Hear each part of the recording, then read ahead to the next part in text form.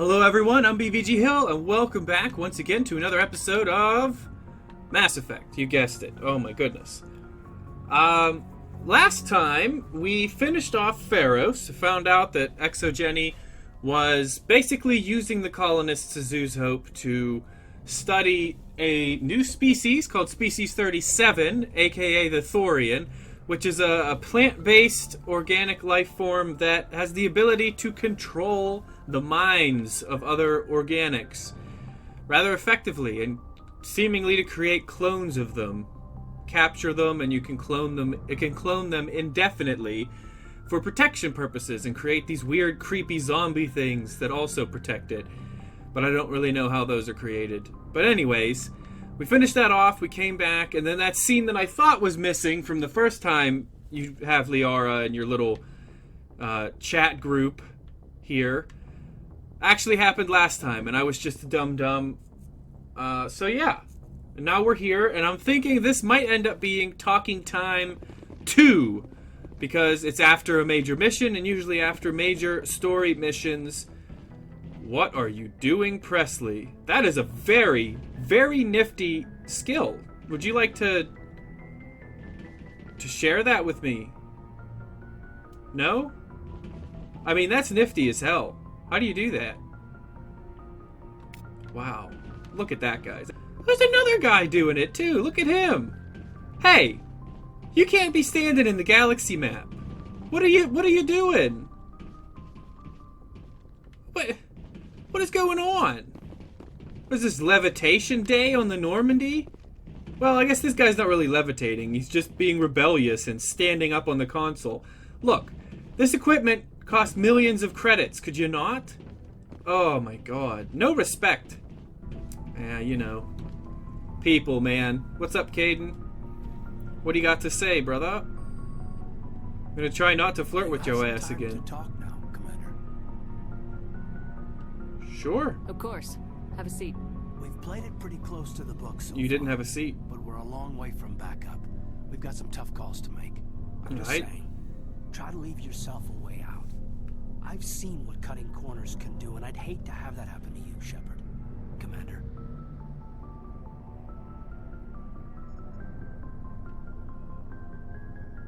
Shepard. That's not the appropriate way to address your commanding officer, Lieutenant. Sorry, ma'am. Maybe I got a bad signal. And if you're maybe there's someone else you'd rather confide in. Ma'am. How do I not flirt with him? Because early BioWare games are very well known for telling you one thing on the dialogue wheel and actually having Shepard or the main character, you know, the warden or the champion or whoever, say something completely and entirely different. Like, I just want to legitimately ask, like who? Who do you think I'm going to confide in? Not in a flirty way, but she'll end up saying, like, oh, are you jealous that I'm talking to someone else? Or something, you know? It's a little annoying. I don't know. Liara? Someone? You're referring to our young Prothean expert. I think she's older than both of us put together. You're probably right. Yeah. But she looks younger than both of us. Rumor that she's interested in you as more than a source of Prothean data.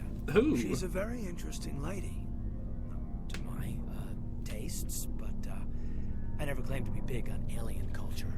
Are you You jealous? seem awfully worried about my personal affairs. It's just that we don't have much downtime these days. I like being around you, but I don't want to take up your personal time.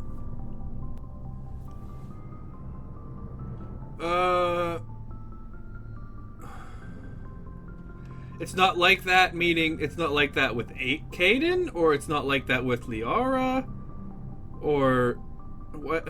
Look, you didn't want to talk about Liara, did you? What's your real issue? You're right. Sorry. It wasn't, Liara's not my main concern. Then what is? I'm not questioning any decision you've made, Shepard. Let me be clear about that. It's just my experience that once someone lets something slide, it tends to pick up speed. You get my meaning? Okay. Talk to Where are me. you coming from? You got a little black rain cloud sitting over your head. I'll try to keep the deck dry. You know the records about the biotic trading out on Jump Zero? They're all classified because the Alliance made mistakes. What kind of mistakes? After first contact, Kinetics was set up to track Element Zero exposures and develop implants for humans. Okay. Once we had an embassy on the Citadel, Kinetics could bring in experts instead of taking it slow. Yeah? The only experts would have to be aliens. Dead on. Turians, actually. That's why Kinetics kept it a secret. They were afraid of what people back home would think, asking the Turians for help when we just fought a war with them. Yeah, really, why not the Asari? They live for 1,000 years and they all have The biotics Asari would from have been more birth. acceptable than the Turians. Yes, but the company didn't go through the Citadel. It would have made Earth look weak, so they discreetly hired some Turian mercenaries. Well, I'm sure they meant well. Kinetics did what they thought was best. It wasn't best for us. They brought in an ex-military Turian named Commander Vernus. To introduce himself, he liked to say, "I was at the helm of the dreadnought that killed your father." When I told him my dad wasn't in the war, he'd retired to Vancouver. My family had an inland home that matured to New Beachfront. Vernus had it in for me after that. He cut corners, pushed hard. I mean, you either came out a Superman or a wreck. A lot of kids snapped. A few died. The point of all this, I guess, is that when you cut corners, it's not always obvious who pays for it. Why tell me this? You think I'm cutting corners, So why are you Kaden? telling me this? Is there something I can do to help you get over it? I'm 32, Shepard. You don't serve as long as I have without coming to terms with yourself. You also learn that if someone is special to you, you help them. Try to keep them from making mistakes.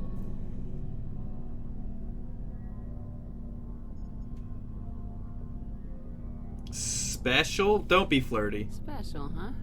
If I'm out of line, just say the word.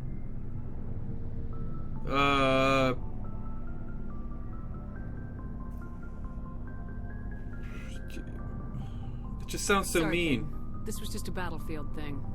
There's my answer then. I'm sorry to have bothered you, Commander. I got some mixed Well, signals. you can blame the game for that. With your permission, I should return to my duties. Go for it. You can blame the game for the mixed signals. I wasn't doing it on purpose. I got nothing against Kaden. If anyone out there watching this, goes for Kaden, that's fine. I just don't like him. And as a dude, that's straight. Not that there's anything wrong with Commander, not being straight. Are you coming to check up on me? But as a dude, that's straight. The only male character I will romance as a female shepherd is Gareth.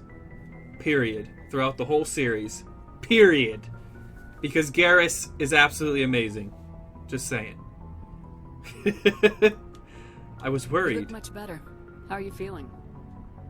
Dr. Chakwas assures me I am going to be fine. I was impressed with her knowledge of Asari We had this physiology. conversation You're in good hands. already. Dr. Chakwas knows what she's doing. I get the feeling you want to ask me something, Commander. Tell me more about Maybe we you. could pick up where we left off. You were telling me about your interest in the Protheans. Actually, I think I was talking about my interest in you, and making a fool of myself in the process. As I said, I am not used to dealing with people, especially humans. I did not really know much about your species when we first met, Shepard. I found it hard to take humanity seriously. Your kind always seemed so rushed and high-strung. We're short-lived. What do you expect? We don't have the luxury of time. And Asari can live for 1,000 years. We're lucky if we hit 150.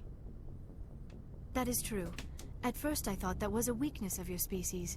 After spending time with you and your crew, however, I think it may actually be an advantage. You humans are creatures of action. You pursue your goals with an almost indomitable determination. It is an admirable trait, but also an intimidating one. How so? You're scared of us?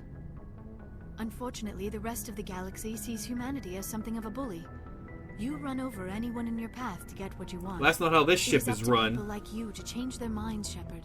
I'm trying. I'm doing the best I can, Liara. There is a reason the Council chose you to become a Spectre. They saw something special in you. The best of what humanity has to offer. I looked into your history.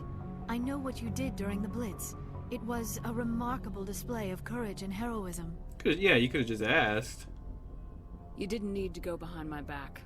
I would have told you whatever you wanted to know. I apologize, Commander.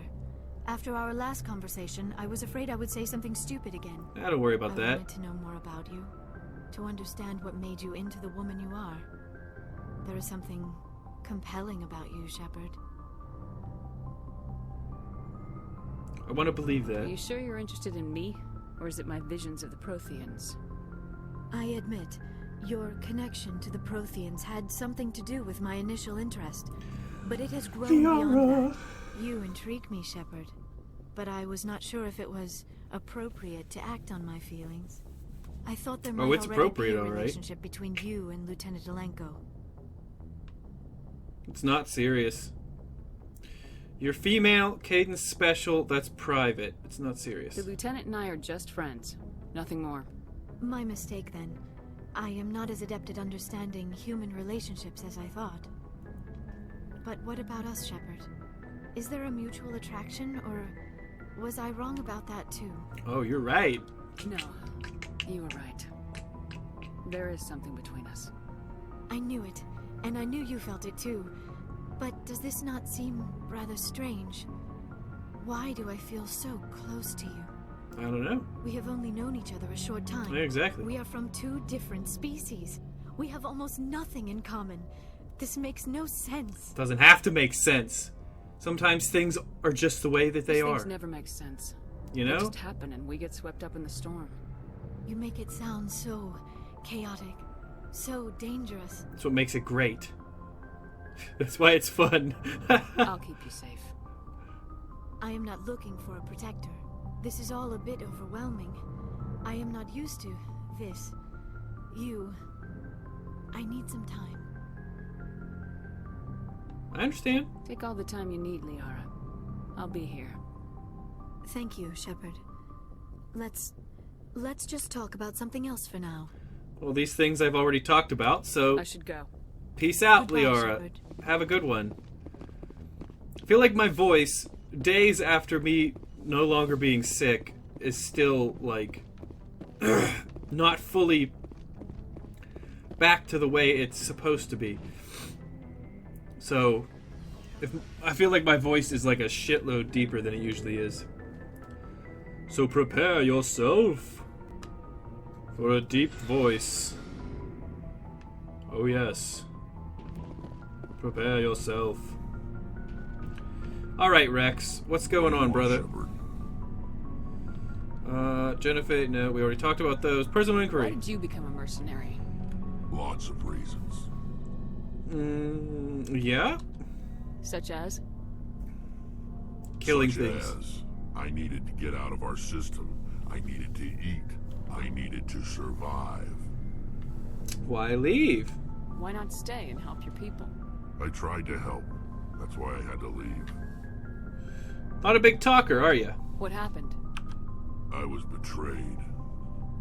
Oh yeah? I was head of a small tribe.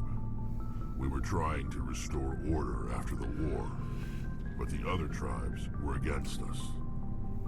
Should go back to They doing that. followed Jared, one of the few After you helped me kill warlords who Sarah. survived the war with the Turians. But he was old, and so were his ideas. He wanted to continue the war. He wanted us to fight. Turians, Solarians, each other. It didn't matter who, as long as we were fighting. What about you? What did you want? I just wanted Jared to shut up, to stop his ranting. I wanted him to stop leading the tribes astray. But he couldn't understand how much things had changed. We didn't have the numbers to go to war. Even if we did, the genophage made sure we couldn't replenish our numbers fast enough. I told them all to forget about war. We needed to focus on breeding, at least for one generation. And for a while, we were getting through. Some of the tribes started coming around. What about this Jared I fellow? take it the warlord didn't appreciate that. No, he didn't. He arranged a crush with the tribes. A meeting on neutral ground. He wanted to talk. We met at the Hollows, near the graves of our ancestors. The skulls of our dead laid bare to remind us where we come from and where we all go. It's as sacred as any Krogan place can be. Violence is forbidden. And you went? Sounds like a trap to me. You must have suspected as much. I did. But when your father invites you to a crush, Bum, well, bum, there are bum. some laws that even we hold sacred. What? Jared was your father? Yo, father? He was, until that day. We talked, but we didn't get anywhere. When it was clear that I wouldn't join him, he gave the signal. His men leapt from the graves of our ancestors like Krogan undead. The few that were loyal to me died quickly. I escaped with my life, but not before I sank my dagger deep into my father's chest. That is why I left, and that's why I'll never go back. Fair enough. You must have family other than your father. Don't you miss them? You trying to make me cry, Shepard? Yes, I would love to see a Krogan cry, actually. I've got some unfinished business with my family, but that's all. Really now? What kind of business? Give me the dirt. Before I left, I made an oath to my father's father. I swore to recover my family's battle armor. It was taken from him after the uprising. Where is it? Who has it? Originally, it was taken by the Turian military. We weren't allowed armor or weapons after the war. Now, it's in the hands of Ton Actus, a Turian scum who collects relics from the war. He's made millions selling Krogan artifacts that were stolen from my people. He's got several bases where he stores his goods, all fortified and guarded. I just don't know which base has my family's armor. We'll get it. We'll get it done. Just tell me where to start looking. I'll upload the data to your nav system. But Commander, I want to be there when you find him. Oh, it'll happen. So long, Rex. Shepard. Glad I got him talking a bit more. Okay, Ashley, any Commander? racist conversations that you want to have now? Do you have a few minutes to talk? I like Ashley. One-on-one? I do. Sure. But, I was just watching some mail from home. Oh, before I go, we saw Kaden in a news vid about the Normandy. He's cute. Later, sis. Let's pretend this never happened. Kaden. Are you interested in the lieutenant, Chief? Fraternization is against regulations, ma'am. Don't ask, don't tell. What's up? You didn't come by to eavesdrop on family mail. Tell me about your family. Your family seems to be important to you. Yeah, we've always been close. Me and my sisters especially. With Dad on duty so much, I had to help Mom raise them. What about Did your father serve with dad? the fleet? Yeah, took any crap posting he could get that offered space time. You know what? He worked his ass off trying to get recognized, but he never made it above serviceman 3rd class. He was real proud when I met Chief. First thing he did was salute. My controller.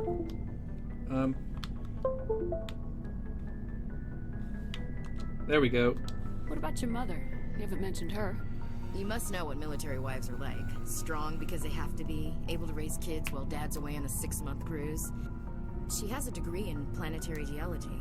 She and Dad both wanted to see new worlds. She gave up her career to raise us, though. Well, that's what you got to do sometimes have when more you than one decide to sister? have a family. Sounds like a big family. Yeah, I'm the oldest, then Abby, then Lynn. Sarah's the youngest. She's still in high school.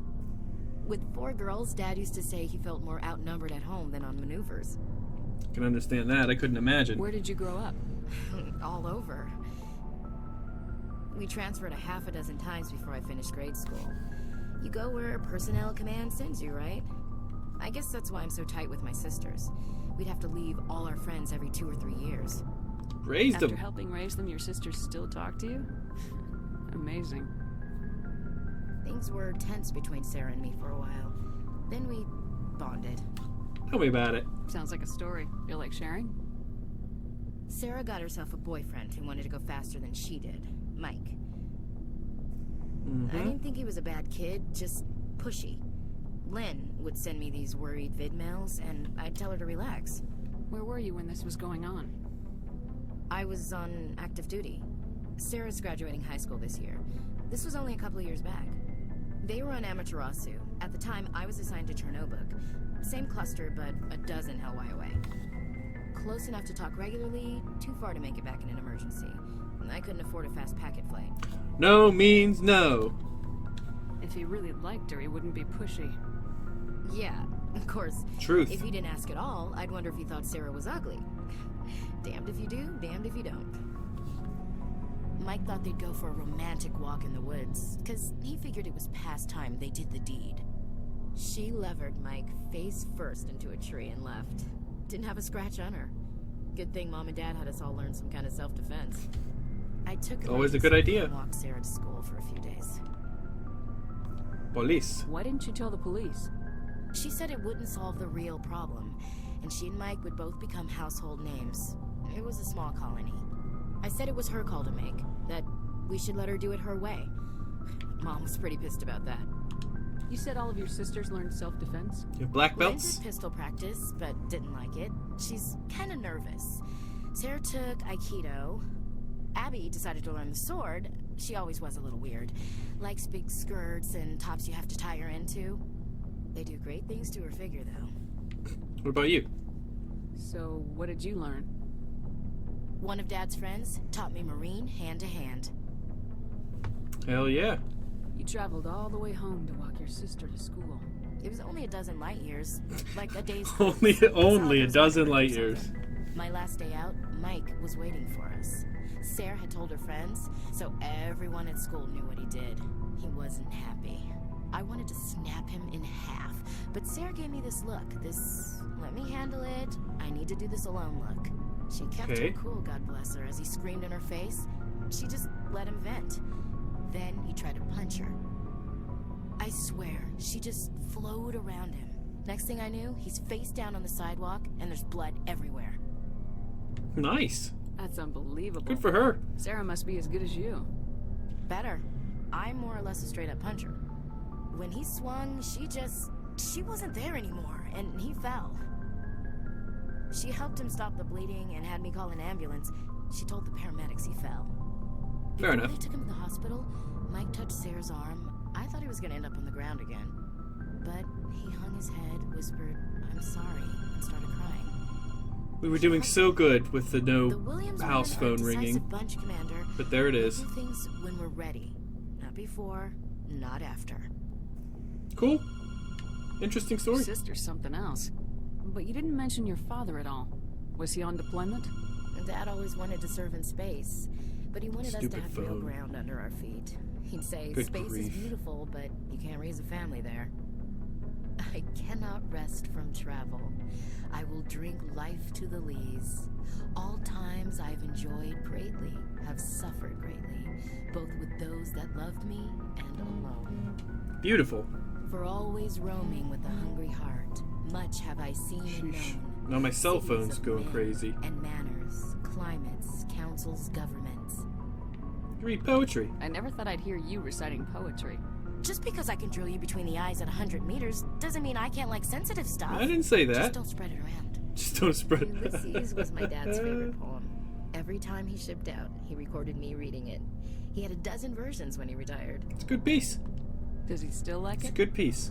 I sure hope so. I read it to his grave every time I go home. Dad Ooh. passed on a few years back. Awkward. He's probably still watching, though. You mean from wherever we go after death? Dead on Skipper. He's with God. Skipper. Don't call me Skipper. Come on. That's not a problem with you, is it? That I believe in God? Of course not. Everyone has the right to believe what they want. Exactly. Says so in the Alliance Charter, only with fancier words. I'm glad you're open-minded about it.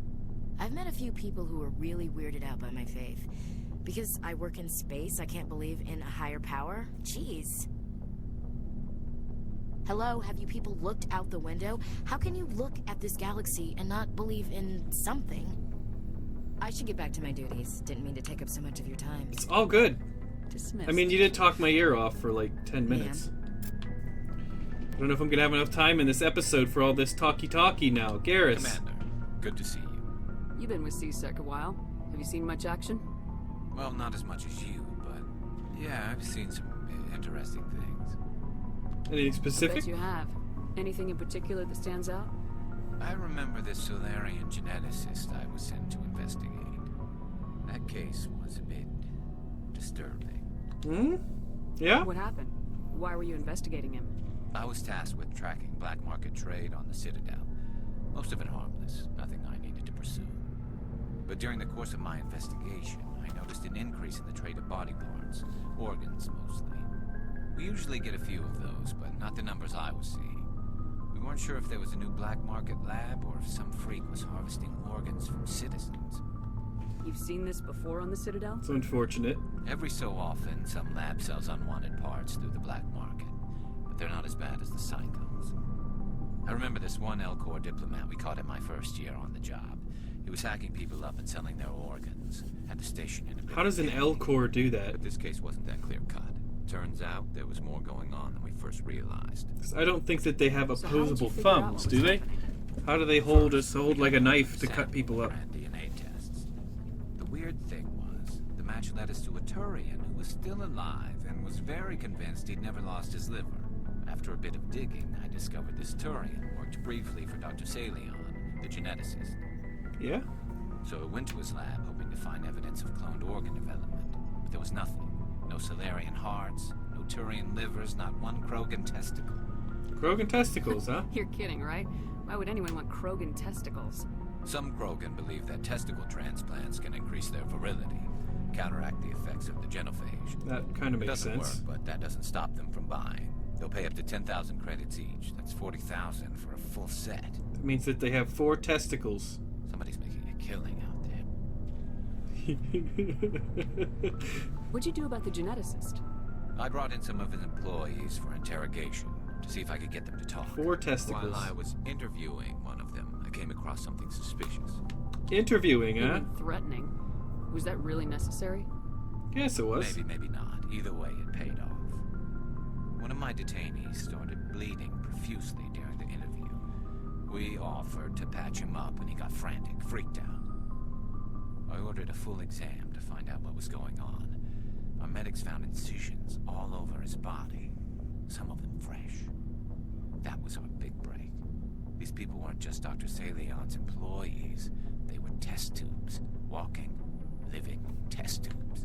That's fucked up. He was growing parts inside these people? Exactly. He cloned their organs right inside their own bodies. Then he harvested them and sold them off.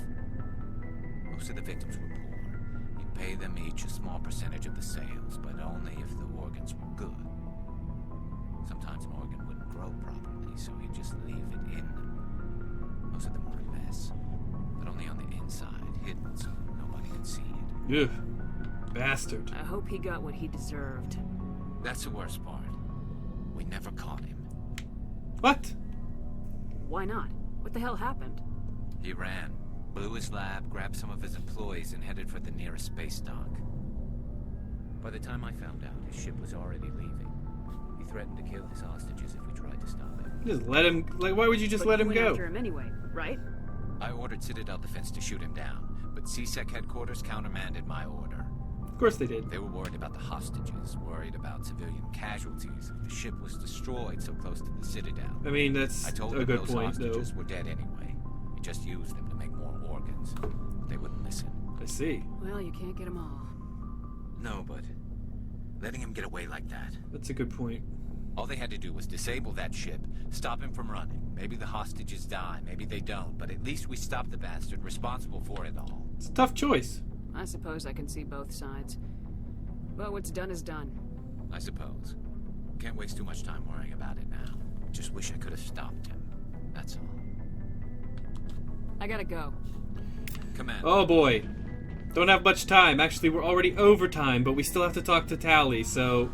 I mean, the last episode was like 34, 35 minutes long as well, so... It's not horrible, I guess. Shepard, I'm glad you're here. I'm glad you're feeling better. Good to see you smiling again, so to speak. I'm sleeping much better now. I guess I'm getting used to how quiet your ship is. Not necessarily quiet down here, really. I still think a lot about my pilgrimage, though. I know Starin's our top priority, but with all the worlds we go to, I was hoping to find something to bring back to the flotilla. Like what? What are you hoping to find? Usually, people bring back something like a derelict ship we can use for salvage. But I need something bigger. There's a lot expected of me. Why? What's so special about you? It's my father. He's the senior member of the Admiralty Board. He's one of only 5 people who can overrule the decisions of the Conclave for the good of the migrant fleet. Cool. My father So you're like is royalty or responsible something. For the lives of 17 million people. Our entire race is in his hands, and I'm his only child. So are you some kind of heir to the Quarian throne or something? No, it doesn't work that way. My father's position isn't hereditary. I'll probably never serve on the Admiralty Board myself. Officially, I'm just the same as any other citizen, but it doesn't work that way in practice. People have always treated me differently because of who my father is. You must get all kinds of special privileges. I probably had it easier than most growing up, but it's not all good. People like my father have enemies, and they're not above using me to get to him. It's a lot of pressure. Must be tough on you. My people place a high value on family and ancestry. There's an unspoken expectation that I'll live up to my father's example. Everyone's you waiting will. for me to do something great I'm on sure. my pilgrimage. Something that will forever change our lives for the better. If I don't, it's like I failed, and that reflects badly on both me and my father. What if we save the galaxy? The work you're doing here is more important than anything any Quarian's ever done before. Yes, I know. But you have to understand Quarian culture. We're a very insular society. The events beyond the flotilla don't much matter to the average citizen. Well, this event should. Our greatest dream is that one day we'll return to our homeworld and drive out the Geth. But even if we stop Saren, that's not going to happen. Well, if we don't stop There's Saren, still they might all millions die, of Geth so behind the veil. just saying. Until they're gone, our exile will continue. So what's the answer? What would you need to bring back to make everyone happy? Something that would help us better understand the Geth. They've changed significantly since the exile. They've continued to evolve. We've done our best to study them, but it's not easy. They're very reclusive. Until recently, they never went beyond the borders of the Veil. And all the Geth we run into now are under Saren's control. We'd need to find Geth operating on their own, independently. But I don't want this to get in the way of our mission, Shepard. First, we stop Saren. Then I'll worry about my own problems.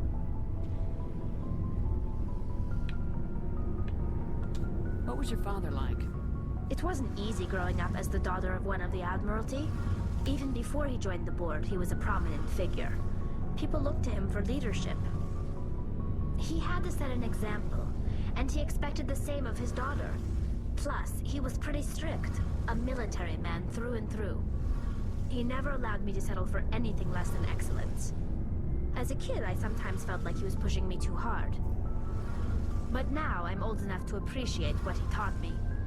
The world doesn't owe us anything. If we want something in life, we have to earn it. What about your mama? Where was your mother in all this? Mother was around, but she always seemed to kind of blend into the background. Almost like she was overshadowed by my father. He tends to do that to people. She passed on about 5 years ago. Some airborne virus that swept through the fleet. Happens sometimes when the filters start to break down. I That think sucks. my father took it pretty hard. After she was gone, he became even more focused on his work. I think that was his way of dealing with the grief. Were you close? Sounds like a tough upbringing. You don't resent your father at all? Like I said, it wasn't easy. My father's not the kind of person you bond with. And he wasn't around all that much. Too busy. People counted on him, and he took his duties seriously. Even when he was around, he always seemed a bit distant. Like his mind was always somewhere else. There's a lot of To pressure think on the of it, dude. I can't ever remember seeing him smile. Well, can you see Not once. his It's face? like he was always weighed down by all that responsibility. I mean, I know he cares about me, but he never really showed it. Not in the usual way. I guess the best thing I can say about my father is that I respect him. Fair enough. I want to talk about something else. Like what? Nothing. I should go. Okay, well, See you later. we got all the conversations done, so I'm gonna have to end the episode here. We went overtime, but I wanted to get all that talking into one episode, regardless of length, so that I could keep it separate. Because like I said, I'm gonna keep it as like a sub-series almost of Mass Effect. I don't know if I should put it in a separate playlist or not, I'm not sure. But, probably not. It'll probably just all stay in the Mass Effect playlist. But anyways, I hope you guys enjoyed this episode. If there's a few of you out there that enjoy all this talking and backstory, then good on you. This is one of my favorite parts of games like this, is the character building and getting to know the characters, getting attached, finding out what makes them tick, stuff like that.